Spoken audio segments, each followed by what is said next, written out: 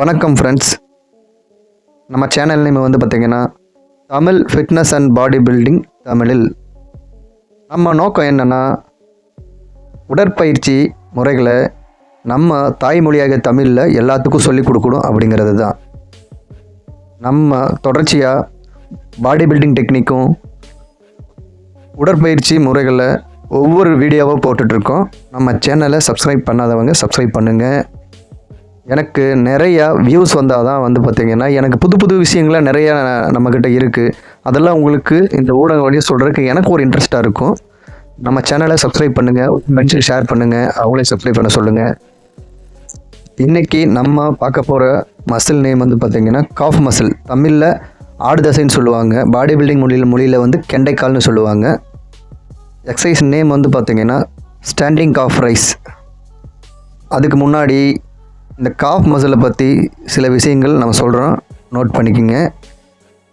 Professional பாடி filter கோட்டை விடுற ஒரு மசில் என்னென்னா வந்து பார்த்திங்கன்னா இந்த கெண்டைக்கால் தான். யாரும் கவனிக்க மாட்டாங்க அப்படின்னு இதுக்கு எக்ஸசைஸ் பண்ணுறது கம்மியாக பண்ணிடுவாங்க, அதனால் க்ரோத் இருக்காது. அதே மாதிரி வந்து பார்த்திங்கன்னா மற்ற தசைகளுக்கு இருக்கிற மாதிரி வந்து இதுக்கு isolation movement exercise, compound movement exercise அந்த மாதிரிலாம் டிஃப்ரென்ஸான எக்ஸசைஸ் கிடையாது இந்த தசைக்கு மட்டும்.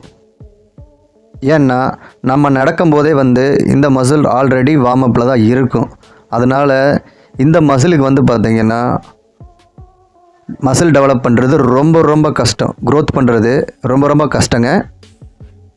ஏன்னா இதுக்கு ரெஸ்ட்டுன்னே ஒன்று கிடையவே கிடையாது. ஏன்னா நம்ம எல்லா நாளுமே நடந்துட்டு தான் இருக்கோம். அட்லீஸ்ட் கொஞ்சமாவது ஒரு 100 ஸ்டெப் 200 ஸ்டெப்பாவது டெய்லி நம்ம நடப்போம். அதான் ரீசனுங்க. சித்த மொழியில் இந்த மசிலை பற்றி என்ன சொல்கிறாங்கன்னா, இது நம்ம உடம்புல இருக்கிற இன்னொரு 2 ஹார்ட் அப்படிங்கிறாங்க. லெஃப்ட்டு ரைட்டு 2 கேஸ்ட்ரோனஸ் மசிலுக்குள்ளேயும் ஒரு பம்பிங் ஆர்கன் இருக்குது அப்படின்னு சொல்கிறாங்க. இந்த பம்பிங் ஆர்கன் தான் நம்ம உடம்புல கீழ்ப்பகுதியில் இருக்கிற ரத்தத்தை இதயத்துக்கு சப்போர்ட்டாக மேல் பகுதியில் அமுச்சு வைக்குதுங்க, சென்ட் பண்ணுது ரத்தத்தை.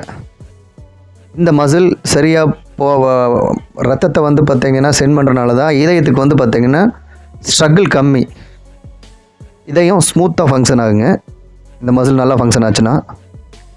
நான் இதில் என்ன சொல்ல வரேன்னா, நம்ம நிற்கிறப்ப வந்து பார்த்திங்கன்னா கிரேவிட்டிக்கு எகென்ஸ்டாக வந்து நம்ம ரத்தம் வந்து நம்ம பாதத்திலேருந்து இதயத்துக்கு எப்படி போகுது, அதுக்கு கீழே வந்து பார்த்திங்கன்னா ஏதோ ஒரு மோட்டர் மாதிரி ஒரு பகுதி வேணும் இல்லைங்க, மோட்டர் மாதிரி ஒரு எக்யூப்மெண்ட் வேணும். நம்ம நிலத்தடியிலேருந்து நீரை வந்து மாடியில் இருக்கிற தொட்டிக்கு அனுப்புனா என்ன பண்ணுறோம், ஒரு மோட்டர் யூஸ் பண்ணுறோம்ல, சேம் அதே மாதிரி தான் இயற்கை கொடுத்த ஒரு மோட்டார் மாதிரி ஒரு ஆர்கன் தான் வந்து பார்த்திங்கன்னா நம்ம 2 கேஸ்ட்ரோனஸ் மசில். லெஃப்ட்டில் ஒன்று இருக்குது, ரைட்டில் ஒன்று இருக்குது. தமிழில் சொல்லணும்னா நம்மளோட கெண்டைக்கால். இந்த மசில் நம்மளுக்கு நல்லா இருந்ததுன்னா நம்மளுக்கு வந்து பார்த்திங்கன்னா இதய நோய்கள் வர்றதுக்கு வாய்ப்பு ரொம்ப ரொம்ப கம்மி. ஏன் நான் அப்படி சொல்கிறேன்னா, இந்த மசில் டெவலப் ஆகணும்னா ரொம்ப ரொம்ப மெனக்கெடணும், புரியுதுங்களா? ரொம்ப மெனக்கெட்டால் தான் இந்த மசில் ரொம்ப ஸ்ட்ராங்காக இருக்கும். செய்முறை விளக்கத்தை பற்றி நான் சொல்கிறேன், கேட்டுக்குங்க. ஸ்டாண்டிங் காஃப் ரைஸ், இந்த எக்ஸசைஸ் எப்படி பண்ணணும் அப்படிங்கிறத நான் சொல்கிறேன், கொஞ்சம் கவனமாக கேளுங்க. நீங்கள் இதுக்கு முன்னாடி பண்ணியிருந்தாலும் இதில் சில கரெக்ஷன் இருக்கும், அதையும் சொல்கிறேன், கவனிச்சுக்கோங்க. படத்தில் காட்டிருக்கிற பொசிஷனில் நிற்கணும். நீங்கள் இந்த பொசிஷனில் நிற்கும்போது வந்து பார்த்திங்கன்னா ஒரு 2 விஷயம் ரொம்ப ரொம்ப முக்கியங்க. ஸ்டாண்டிங் காஃப் ரைஸ் மிஷினில் உங்கள் ஹைட்டுக்கு ஏற்ற மாதிரி வந்து பார்த்திங்கன்னா அந்த ஷோல்டர் பேடு தான் வெயிட்டை தாங்கும். ஸோ உங்கள் ஹைட்டுக்கு ஏற்ற மாதிரி வந்து பார்த்திங்கன்னா உங்கள் கால் வைக்கிற அந்த ஸ்டாண்டுக்கும் அந்த ஷோல்டர் இருக்கிற பேடுக்கும் வந்து பார்த்திங்கன்னா கரெக்டான உங்கள் ஹைட் பேலன்ஸ் பண்ணுற மாதிரி அந்த மிஷினை செட் பண்ணிக்கோங்க. நீங்கள் மிஷினில் நின்று அந்த வெயிட் ஃபுல்லும் உங்கள் தோளில் இருந்ததுன்னா கண்டிப்பாக இந்த எக்ஸசைஸ் நீங்கள் கரெக்டாக பண்ண முடியாது, புரிஞ்சுக்குங்க.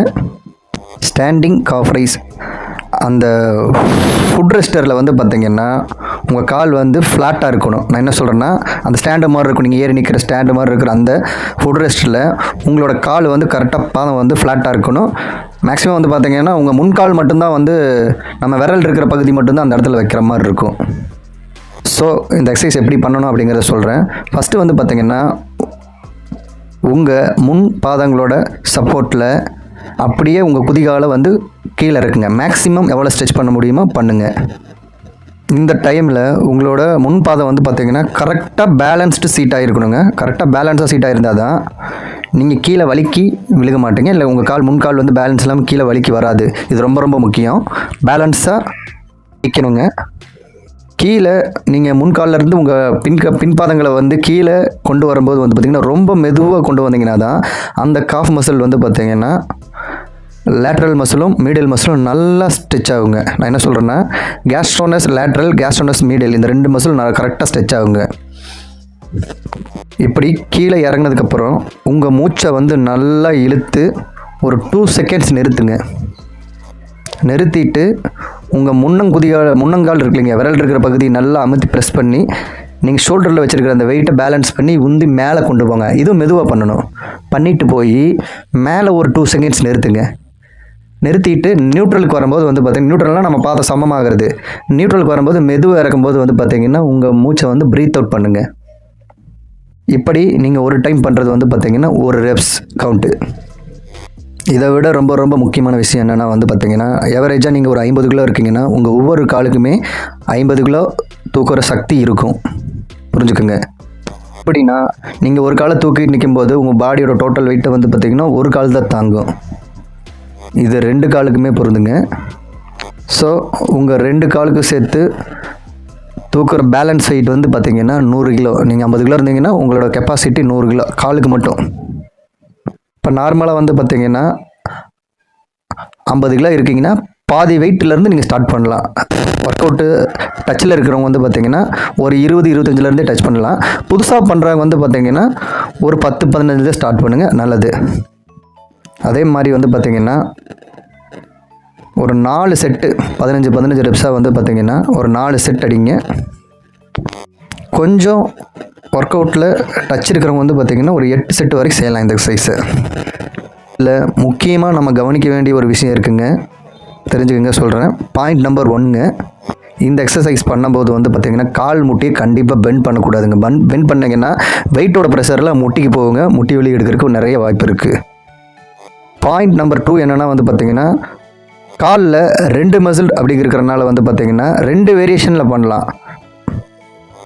காலை கொஞ்சம் உள்ளே மடித்த மாதிரி வச்சு இந்த ஒர்க் அவுட் பண்ணிங்கன்னா நம்ம காலோட வெளி பகுதி வந்து பார்த்திங்கன்னா நல்லா ஃபங்க்ஷன் ஆகும். ஒர்க் அவுட் வந்து பார்த்திங்கன்னா வெளி பகுதிக்கு போகும். அதே போல் காலை கொஞ்சம் நல்லா வெளியே வச்சு அகட்டி நம்ம பண்ணோம்னா நம்மளோட உள்கண்டை காலுக்கு வருங்க. வெயிட் ப்ரெஷர் வந்து உள்கண்டை காலுக்கு வரும். பாயிண்ட் நம்பர் 3ங்க, இதில் கவனிக்க வேண்டியது, நம்ம வெயிட்டை தூக்கிட்டு கீழே இறக்கிட்டு மேலே உந்துரும் தெரியுங்களா, அந்த டைம் வந்து பார்த்திங்கன்னா நல்லா உந்தி மேக்ஸிமம் ஸ்ட்ரெச் பண்ணோம்னா, ப்ராக்டிஸ் வேணுங்க இதுக்கு. மேக்ஸிமம் ஸ்ட்ரெச் பண்ணும்போது என்ன ஆகுன்னா நம்மளோட அந்த காலில் இருக்கிற ஃபாஸ்ட் ஸ்டிச் ஃபைபர் வந்து நல்லா ஃபங்க்ஷன் ஆகி வந்து பார்த்திங்கன்னா உங்களுக்கு வந்து அந்த மசிலை ஃபுல் க்ரோத், கம்ப்ளீட் க்ரோத் பண்ணி கொடுக்குங்க இந்த ஒர்க் அவுட்டு. பாயிண்ட் நம்பர் 4ங்க, நீங்கள் ரொம்ப நிறைய வெயிட் போட்டோ இல்லை ஜெர்க் பண்ணியே பண்ணிங்கன்னா இந்த எக்ஸசைஸ் வந்து பார்த்திங்கன்னா கொஞ்சம் சிரமந்தான். ஜெர்க் பண்ணாமல் ஒர்க் அவுட்டை பண்ணுங்கள். 1, வெயிட்டை நிறையா போட்டு ஓவர் ஸ்ட்ரெச் பண்ணிங்கன்னா அந்த காஃப் மசில் இருக்கிற டென்ட் அண்ட் கிளியர் கூட வாய்ப்பு இருக்குது. இது கவனமாக சுதாரித்து உங்களால் எவ்வளோ பண்ண முடியுமோ அந்த வெயிட் மட்டும் போட்டு பண்ணுங்கள். ஸ்ட்ரெச் மட்டும் கரெக்டாக இருக்கணும். மேலே போகிறது கீழே போகிறது கம்ப்ளீட்டாக ஸ்ட்ரெச் ஆனால் தான் அந்த காஃப் மசில் வெளியே க்ரோத் ஆகி வெளியே வரும் கீழ் நோக்கி. பாயிண்ட் நம்பர் 5ங்க, நம்ம எவ்வளோ வெயிட் போட்டு பண்ணுறோமோ அவ்வளோ வெயிட்டுக்கு வந்து பார்த்திங்கன்னா இந்த மசில் சப்போர்ட் ஆகும். ஆனால் அதுக்கு அதே போல் வந்து பார்த்திங்கன்னா பெண்டாகி பண்ணக்கூடாதுங்க, முட்டி மடக்கக்கூடாது. இதெல்லாம் உங்களுக்கு வந்து பார்த்திங்கன்னா இன்ஜரியை ஏற்படுத்தும். இது இந்த எக்ஸசைஸ் பண்ணுறதுல ட்ராபேக்குங்க. Thank you friends. நம்ம எவ்வளோ வெயிட் போட்டு பண்ணுறோமோ அவ்வளோ வெயிட்டுக்கு வந்து பார்த்திங்கன்னா இந்த மசில் சப்போர்ட் ஆகும். ஆனால் அதுக்கு அதே போல் வந்து பார்த்திங்கன்னா பெண்டாகி பண்ணக்கூடாதுங்க, முட்டி மடக்கக்கூடாது. இதெல்லாம் உங்களுக்கு வந்து பார்த்திங்கன்னா இன்ஜரியை ஏற்படுத்தும். இது இந்த எக்ஸசைஸ் பண்ணுறதுல ட்ராபேக்குங்க. Thank you friends.